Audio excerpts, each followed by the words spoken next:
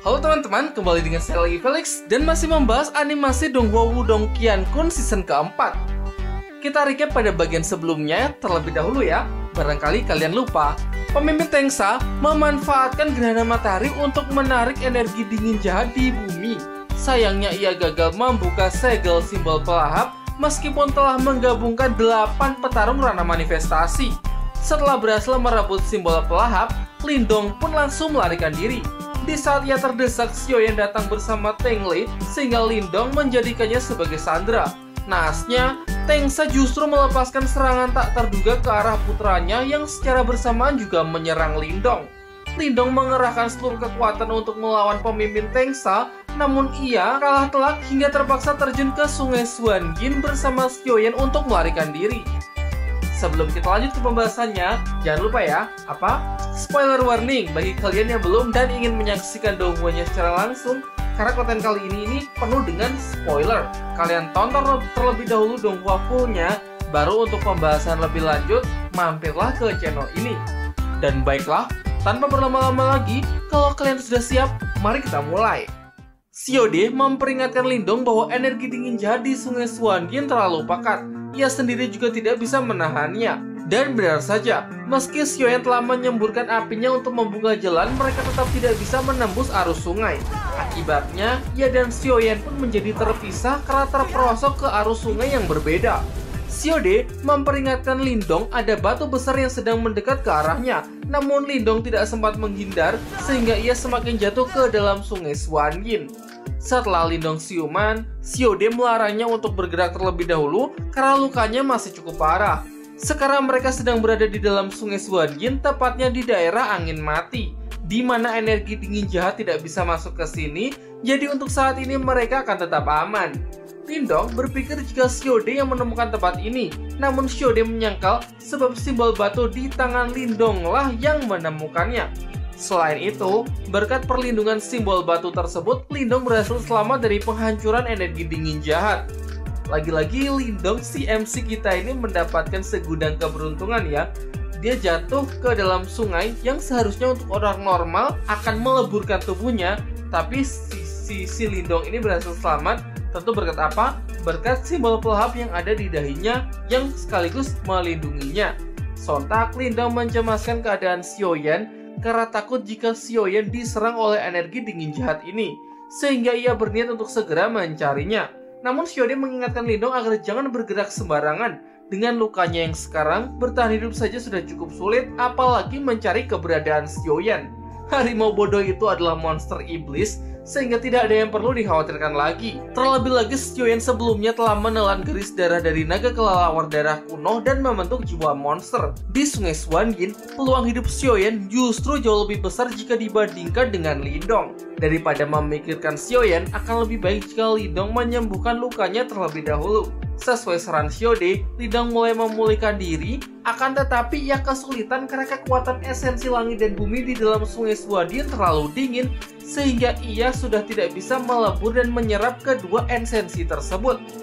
Xiaode menilai penyebabnya karena pengaruh dari energi dingin jahat. Ia kemudian meminta Lindong agar mengeluarkan kantung semesta sebab ia ingin meminjam 200.000 pil esensi murni dan menggunakannya untuk mengaktifkan formasi pemurni esensi mistik. Dengan adanya formasi ini, Lindong bisa memurnikan energi jahat yang berada pada kekuatan esensi langit dan bumi.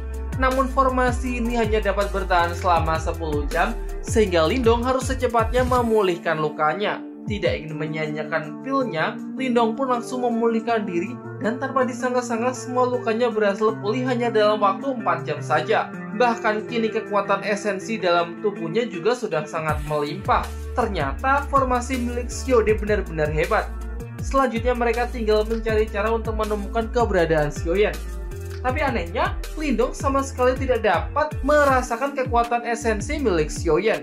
Xiaode tidak merasa heran. karena energi dingin jahat bisa menghalangi kepekaannya terhadap kekuatan esensi. Namun sebenarnya ia punya ide bagus dengan meminta Lindong agar memurnikan simbol leluhur pelahap di dalam sungai Xuan Yin. Walaupun lingkungan di sini cukup berbahaya, tetapi energi dingin jahat merupakan penghalang kekuatan esensi yang alami. Saat Lindong nanti mengaktifkan simbol pelahapnya, maka akan menyebabkan fluktuasi kekuatan esensi yang sangat besar, dan jika keberadaan simbol leluhur sampai ketahuan, maka takutnya akan memancing orang-orang yang jauh lebih kuat. Pasti akan repot ya kalau simbol pelahap ini diperebutkan lagi, karena kan kekuatan Lindong masih belum meningkat dan itu akan sangat berbahaya. Setelah mengeluarkan simbol pelahap, ia menunjukkan bukti sebagai pewaris kepada bayangan dari Master kuno pelahap. Nah, ini bayangan yang kemarin sempat bertemu dengan Tengsa ya, tapi karena ya Tengsa bukan pewarisnya, jadi Master kuno pelahap menolaknya. Master kuno pelahap di sini merasa lega karena simbol leluhur pelahap akhirnya kembali ke tangan calon pewarisnya. Namun berhasil atau tidaknya mendapat pengakuan dari simbol pelahap, tentu saja itu semua tergantung kepada Lindong sendiri, sebab simbol pelahap sendirilah yang akan memilih siapa. Simbol leluhur ini bukanlah harta karun biasa. Dulu ia pernah melihat seseorang yang sangat hebat yang ingin memurnikan simbol leluhur api, tetapi pada akhirnya orang tersebut gagal dan tubuhnya terbakar habis oleh api langit. Di antara simbol leluhur pelahap inilah yang paling misterius karena ia sendiri pun juga baru pertama kali ini melihatnya. Wah, Xiode ini sebenarnya umurnya sudah cukup panjang ya jika dibandingkan oleh Lindong. Dia sudah hidup sejak zaman kuno. Namun, ia tidak pernah melihat simbol pelahap semasa hidupnya. Jadi simbol pelahap ini memang benar-benar langka. Jika nanti Lindong menghadapi bahaya saat proses ujian berlangsung, maka tentu ia tidak akan bisa membantunya, sehingga Lindong harus mempersiapkan mentalnya benar-benar. Lindong menyampaikan terima kasih kepada Xiode yang telah memperingatkannya. Ia berjanji akan selalu berhati-hati. Ia kemudian memberitahu Master kuno pelahap bahwa ia sudah siap menjalani ujiannya. Ini adalah ujian penentu apakah Lindong bisa naik tingkat lagi ya. Karena meskipun selama ini Lindong kekuatannya sudah naik, tapi di saat yang bersamaan tentu Ling Langtian juga terus berlatih kan. Nah, pasti saat Lindong kuat, Ling Langtian juga tambah kuat. Lindong berlatih, Ling Langtian juga terus kuat. Jadi istilahnya Lindong ini harus nge-cheat, di mana dia akan bisa melampaui Ling Langtian atau seenggaknya menyamai levelnya dengan memanfaatkan simbol leluhur pelahap. Oke, kita lanjut.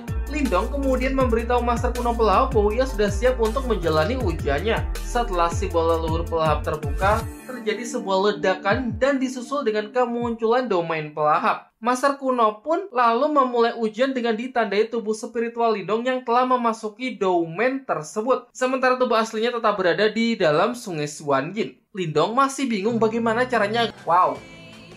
Jadi ini benar-benar semuanya dipertaruhkan oleh Lindong ya.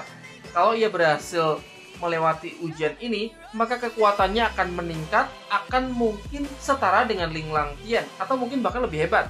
Tapi kalau dia gagal, resikonya pun juga sangat tinggi loh. Karena dia akan kehilangan kesadarannya, mungkin dia akan menghilang, jiwanya akan menghilang, akan mengakibatkan hanya tubuh kosongnya saja, atau mungkin kemungkinan terburuk, dia akan benar-benar lenyap dari dunia ini karena ditelan oleh kegelapan itu tadi ya.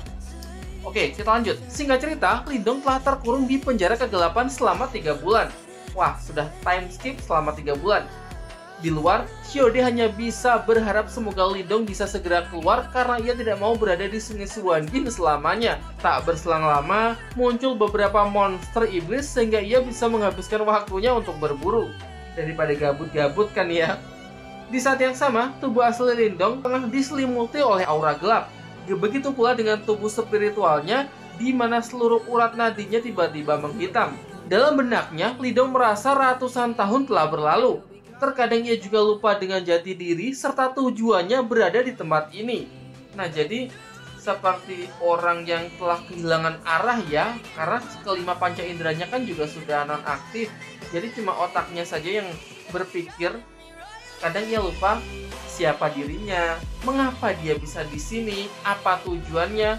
Dia bisa melupakan semua itu di dalam kegelapan ini. Kita lihat apakah keberuntungan masih berpihak kepada MC kita yang ini, atau justru Donghua ini akan berakhir sad ending atau berakhir sedih dengan kematian Lindong.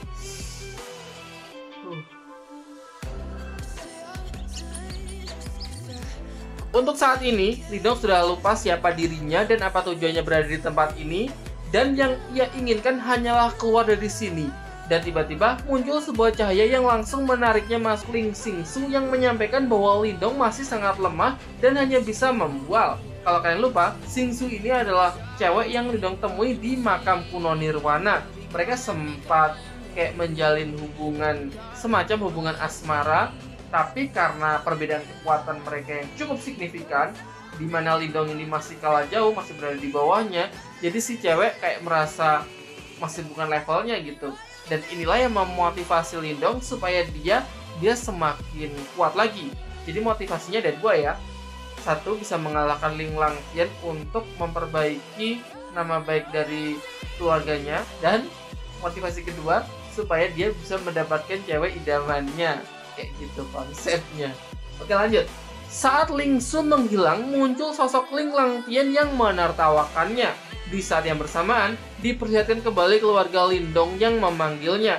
Lindong pun akhirnya menyadari jika semua ini tidaklah nyata, maka dari itu ia tidak menjawab panggilan mereka dan lebih memilih untuk kembali ke penjara kegelapan demi melanjutkan ujiannya. Dan tak butuh waktu lama, ia pun akhirnya menyatu dengan kekuatan kegelapan tersebut. Dengan memanfaatkan kekuatan barunya tersebut, ia langsung meluncur ke atas untuk menghancurkan perlindung yang selama ini mengurungnya.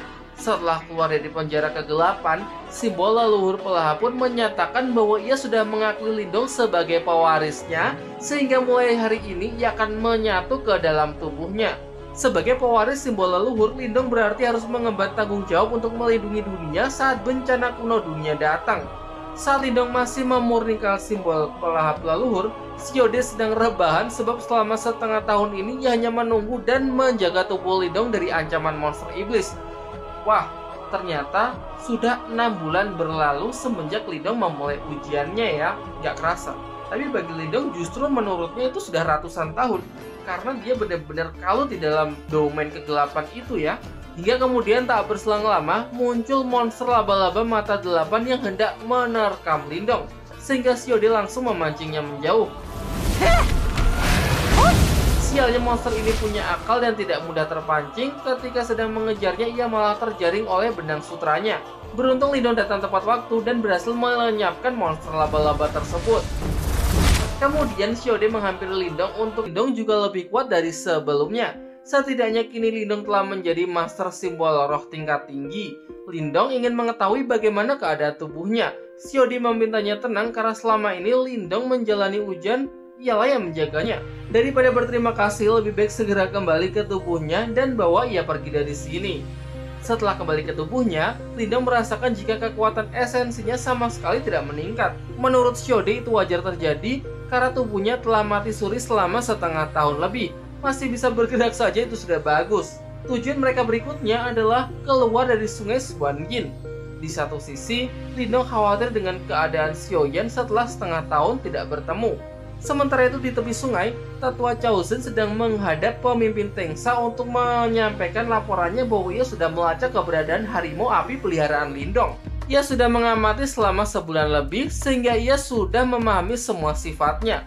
Ia telah mengatur strategi dan menyiapkan jebakan, jadi hari ini harimau tersebut pasti akan tertangkap. Tengsa mengungkapkan bahwa selama 6 bulan terakhir, harimau ini telah banyak membunuh anggota sekte boneka tersembunyi. Jelas tujuannya adalah untuk menggantikan majikannya balas dendam. Di tempat lain, Lindong masih berupaya untuk menembus arus sungai Xuanyin dengan menggunakan kekuatan dari simbol pelahap. Di saat yang sama, ia juga memanfaatkannya untuk mengubah energi dingin jahat menjadi kekuatan esensi langit dan bumi. Ia tidak menyangka cara ini sangatlah efektif hingga membuat kekuatannya meningkat drastis, yaitu dari ranah penciptaan Ki tingkat 6 ke ranah manifestasi tingkat 7,5 langkah. Menurut Xiode, wajar saja jika benda seperti simbol leluhur memiliki kemampuan yang seperti ini. Namun seharusnya kemampuan simbol pelahap bukan hanya itu saja.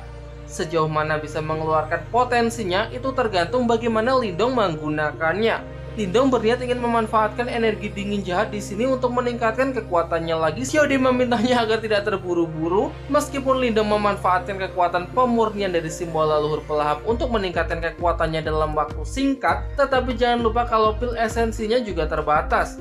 akan sangat berbahaya jika ia terus berada di sini. Jika terlalu terburu-buru untuk menjadi lebih kuat, mungkin saja Lindong akan mati akibat pil esensinya meledak. Benda hebat seperti simbol leluhur harus digunakan dengan penuh hati-hati, karena kalau tidak mengatur batasannya dengan bijak, maka Lindong justru akan mendapat serangan balik.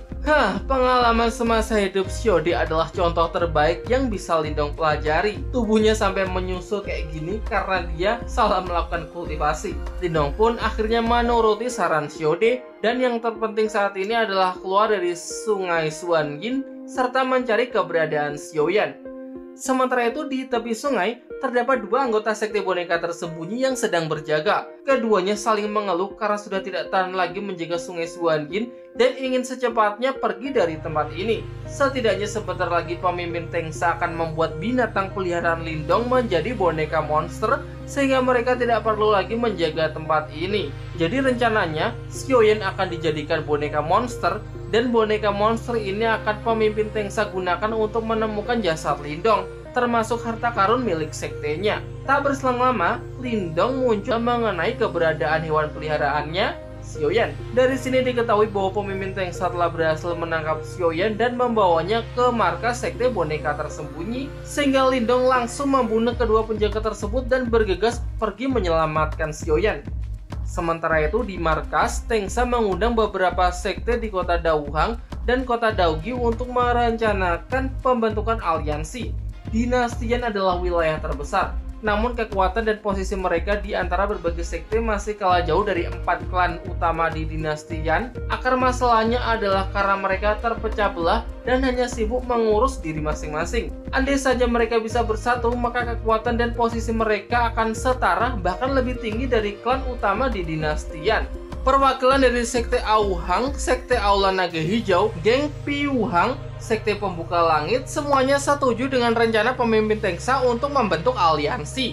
Kecuali aliansi bela diri kota Dagwi dan sekte Iblis Agung yang masih meminta waktu karena mereka harus mendiskusikannya dengan para tetua terlebih dahulu. Kemudian Tengsa memerintahkan tetua Chaozen untuk mengeluarkan harimau api peliharaan Lindong. Hari ini ia berencana ingin membuatnya menjadi boneka monster, mulai menyimpulkan bahwa Tengsa sebenarnya berniat ingin mencari harta karun yang telah direbut oleh Lindong. Mu Xianxian merasa khawatir jika Tengsa berhasil menemukan harta karun, maka cepat atau lambat sekte boneka tersembunyi pasti akan menyingkirkan sekte Iblis Agung. Tengsa menambahkan setelah ia menemukan harta karunnya kembali, maka wilayah Daohang pasti akan bangkit. Jika terlalu berisik, ia pun terpaksa langsung melenyapkannya. Mu Xianxian terpukau dengan kemampuan baru Lindong yang dalam setengah tahun ini menjadi begitu mengerikan. Bahkan sekelas Chaozen pun gak ada apa-apanya. Padahal di pertarungan sebelumnya kan mereka ini nyaris seimbang, atau bahkan Lindong sebenarnya masih berada di bawahnya. Namun hanya butuh 6 bulan saja, Lindong langsung dapat melampauinya jauh. Tengsa merasa sangat kesal dengan Lindong yang berani membunuh anggota sektenya tepat di depan matanya sendiri. Oleh sebab itu ia memerintahkan seluruh anggota aliansinya untuk segera membunuh Lindong. Lindong memperingatkan mereka bahwa masalah hari ini adalah masalah antara dirinya dengan sekte boneka tersembunyi. Jadi tidak ada hubungannya dengan mereka. Siapapun yang maju untuk membantu sekte boneka tersembunyi, maka mereka akan berakhir seperti tetua Chaozen. Sebagian besar dari mereka nampak bimbang mau mengikuti perintah pemimpin Tengsa atau peringatan Lindong. Sebaliknya pemimpin Mulai dan pemimpin Wuzong tidak mau berurusan dengan sekte boneka tersembunyi, sehingga keduanya memerintahkan anggota sektenya untuk segera mundur. Ya iyalah, mau main-main sama MC kita. Setelah mendengar keputusan tersebut, semua anggota aliansi sekte boneka tersembunyi pun juga tidak berani lagi ikut campur dengan urusan Lindong, sehingga Tengsa sendirilah yang akan maju untuk menghabisi Lindong. Ia kemudian merilis teknik manifestasi Gunung Hijau untuk menjatuhkannya, namun Lindong berhasil menghancurkannya dengan begitu mudah. Apa? 灵极法，四己合一。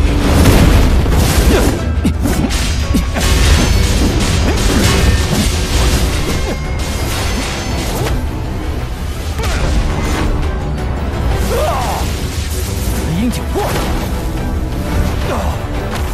Di sisi lain, Mu Xianxian begitu terkesan dengan kemampuan Lindong yang mampu menekan pemimpin Tengsa hingga sejauh ini. Namun meski begitu, mulai merasa jika kekuatan Tengsa pasti tidak selemah itu.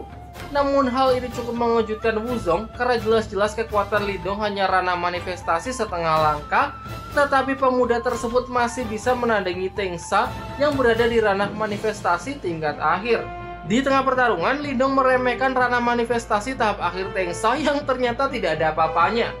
Menanggapi hinaan itu, Tengsa pun berniat ingin memperlihatkan apa yang disebut dengan seni bela diri manifestasi yang sesungguhnya. Ketika Tengsa sedang mempersiapkan segel pembelah laut kehancuran besar, Lindong juga bersiap merilis teknik andalannya, yaitu teknik kurungan jari surgawi kehancuran besar, satu jari pengurung langit dan bumi. Di saat kedua teknik tersebut kekuatan yang sangat dahsyat. Namun teknik Lindong berhasil lebih unggul hingga seketika mampu melenyapkan teknik Tengsa. Kemudian ia kembali menggunakan teknik yang sama dengan menambahkan dua jari penghancur gunung dan sungai untuk mengalahkan Tengsa. Tengsa tidak menyangka jika Lindong bisa menggunakan seni bela diri manifestasi berulang kali dalam sekali waktu. Normalnya, teknik manifestasi itu adalah teknik yang benar-benar sangat menguras tenaga. Jadi mungkin hanya bisa digunakan 1-2 kali dalam sekali pertarungan. Tapi Lindong, lihatlah, dia bisa menggunakannya berkali-kali seakan kekuatannya itu benar-benar limitless. Ia lalu mengaktifkan segel tengkorak darah boneka Yin untuk menahan serangan Lindong, sekaligus memuntahkan racun untuk menyerang Lindong secara langsung. Untungnya berkat peringatan dari Shode, Lindong berhasil menyerap racun tersebut dan teknik segel tengkorak darah boneka Yin ke dalam simbol pelahap. Setelahnya ia menjatuhkan Tengsa dengan teknik dua jari penghancur gunung sungai. Dua tetua sekte boneka tersembunyi menghampiri pemimpin Tengsa untuk membantunya berdiri. Di sisi lain, mulai berpendapat jika kali ini Tengsa telah sepenuhnya kalah dari Lindong. Muskiansen juga sependapat karena sekarang Lindong sudah menjadi terlalu kuat. Bahkan mungkin di seluruh wilayah Dauhang tidak ada lagi orang yang bisa menandinginya. Ketika Lindong mendekat, salah seorang tetua memerintahkan semua anggota sekte boneka tersembunyi untuk melindungi pemimpin Tengsa. Tengsa juga menginstruksikan mereka untuk mempersiapkan formasi pelindung sekte. Wow, ini benar-benar Lindong versus everybody ya. Ia menegaskan mau sehebat apapun kemampuannya, Lindong tetap tidak akan bisa melawan formasi pelindung ini. Jadi lebih baik serahkan harta karun miliknya. Jika Lindong mau menurut, maka ia akan membiarkan Lindong dan Xiaoyan pergi dengan aman. Biasa, gertakan sambal. Namun bagi Lindong, Tengsa masih belum layak untuk bernegosiasi dengannya. Tengsa yang mendengar penolakan tersebut pun langsung merilis formasinya. Tentu saja Lindong tidak akan tinggal diam. Ia menggunakan simbol pelahap untuk melahap formasi tersebut. Pemimpin Mulai dan Wuzong nampak begitu terkejut setelah melihat kekuatan Lindong yang sangatlah aneh. Ya tentu saja aneh karena kekuatannya ini sama sekali nggak umum. Masa di tingkatan Lindong saat ini sudah mempunyai teknik semacam ini? Teknik yang dapat melenyapkan teknik lain itu adalah teknik yang benar-benar sangat langka. Kemudian scene beralih ke tempat Ling Xingsu, di mana para juniornya sedang melaporkan bahwa mereka telah selesai memperbaiki formasi batu yang ada di hadapannya. Tetua Malau menilai pelaku yang merusak formasi ini adalah manusia. Ling Xingsu menyimpulkan mungkin ada orang yang ingin mencegah perang 100 dinasti. Nah, belum dijelaskan ya perang 100 dinasti itu seperti apa. Tak berselang lama, ia merasakan gejolak kekuatan sejati aneh yang pernah ia rasakan sebelumnya. Bedanya gejolak ini jauh lebih kuat. Tetua Malau mengajak putri Ling Xingsu pergi untuk memeriksanya karena benda itu pasti bukanlah harta karun biasa. Tetapi Ling Xingsu menolak, yang mengingatkan Tetua Malau bahwa tugas mereka adalah memeriksa formasi di sekitar medan perang kuno. Kalaupun ada yang berbeda dari kekuatan ini, pasti guru Sensing akan memberikan perintah lain kepada mereka. Tetua Malau pun sependapat dan juga menyadari jika ia terlalu gegabah. Namun ketika putri Ling Xingsu mengajaknya pergi ke formasi batu berikutnya, ia di tempat ini. Ia khawatir nanti akan ada orang-orang yang kembali menghancurkan formasi batu lagi. Ling Xingsu juga sependapat, sehingga ia akan meminta seorang murid untuk berjaga. Namun Tetua Malau justru menawarkan dirinya sendiri untuk tetap tinggal, bukannya menunjuk seorang murid. Jika tebakan putri Ling Xingsu mengenai tujuan si pelaku yang menghancurkan formasi batu ini adalah untuk mencegah perang 100 dinasti, maka kekuatan orang tersebut seharusnya cukup kuat. Karena Tetua Malau bersikeras ingin menjaga formasi batu, Ling Xingsu pun akhirnya membiarkannya untuk melindungi tempat ini. Namun tanpa Ling Xingsu ketahui, sebenarnya Tetua Malau berbohong supaya ia bisa leluasa pergi ke sumber gejolak aneh yang mereka rasakan sebelumnya. Scene kemudian kembali ke tempat Lindong, di mana seluruh anggota sekte boneka tersembunyi terkapar lemas akibat kehabisan tenaga. Pemimpin Blue Zone tidak menyangka jika Lindong sanggup mengalahkan sekte tersebut sendirian. Pemimpin mulai menduga kekuatan aneh yang dilihatnya sebelumnya berasal dari harta karun milik sekte boneka tersembunyi yang Lindong curi. Di sisi lain, Lindong dengan percaya diri menantang Tengsa agar mengeluarkan semua triknya. Sontak Tengsa memerintahkan seluruh bawahannya untuk mengaktifkan formasi pelindung sekte lagi, namun sialnya hal itu tidak mungkin dilakukan karena semuanya sudah kehabisan tenaga. Ia merasa menyesal sebab tidak membunuh Lindong lebih awal. Bagi Lindong, sudah terlambat untuk menyesal sekarang. Namun situasi masih belum sepenuhnya berpihak kepada Lindong mengingat saat ini Tengsa masih menyandera Xiaoyan. Ketika Tengsa memerintahkan putranya untuk segera membunuh monster tersebut, tiba-tiba Teng Lei justru melepaskan rantai yang mengikatnya. Apakah dia sudah mendapatkan hidayah?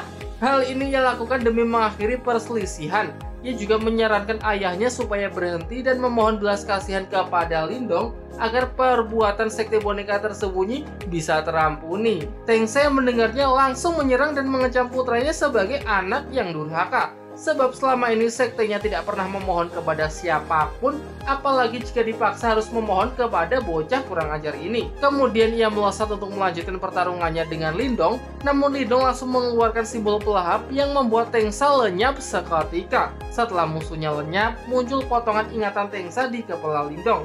Ia baru tahu kalau simbol leluhur pelahap juga mempunyai kemampuan seperti ini. Orang-orang nampak begitu terkejut setelah menyaksikan dengan mata kepalanya sendiri pemimpin Tengsa mati di tangan Lindong. Dengan ini mereka pikir sekte boneka tersembunyi sudah berakhir.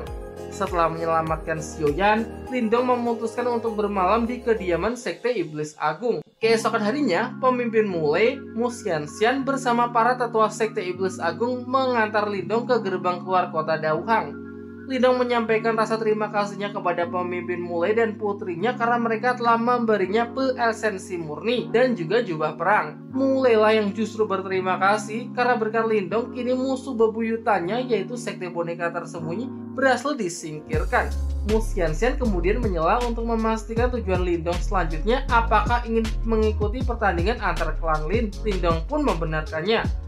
Berdasarkan kemampuannya saat ini, ia yakin Lindong pasti akan menonjol dalam pertandingan tersebut. Sebelum pergi, ia ingin meminta satu hal dari Mu Xianxian, yaitu membantunya untuk mengurus dojo bela diri elang di kota Daying. Kelak jika ada kesempatan, ia berjanji akan membalas budinya tersebut. Mu Xianxian meminta Lindong agar tidak perlu sungkan. Sesuai permintaannya, ia akan mengurus dojo bela diri tersebut. Setelah Lindong pergi, mulai mempertanyakan alasan Mu Xianxian yang lebih memilih untuk membiarkan orang yang disukainya pergi daripada meminta Lindong tetap berada di sekte iblis agung. Mu Xianxian sadar diri kalau ambisi Lindong berada di tempat lain, jadi ia sekalipun tidak akan bisa menyuruhnya untuk tetap berada di sini. Nah, bener banget, Lindong mempunyai tujuan lain, yaitu ingin mengalahkan musuh bebuyutannya yaitu Ling Langtian. Dengan kekuatannya saat ini, masih mungkin ya, ia akan setara dengan Ling Langtian, atau mungkin malah bisa mengalahkannya. Nah, pasti kalian juga sudah tidak sabar untuk menyaksikan pertarungan akbar ini, pertarungan yang sudah di set up sejak season 1 episode 1, di mana Ling Langtian adalah musuh bebuyutan dari keluarga Lindong. Kita akan lihat seberapa mampu Lindong bisa memperbaiki nama klannya. Makanya kalau kalian tidak ingin ketinggalan, tetap pantengin channel ini ya. Sampai jumpa di video selanjutnya.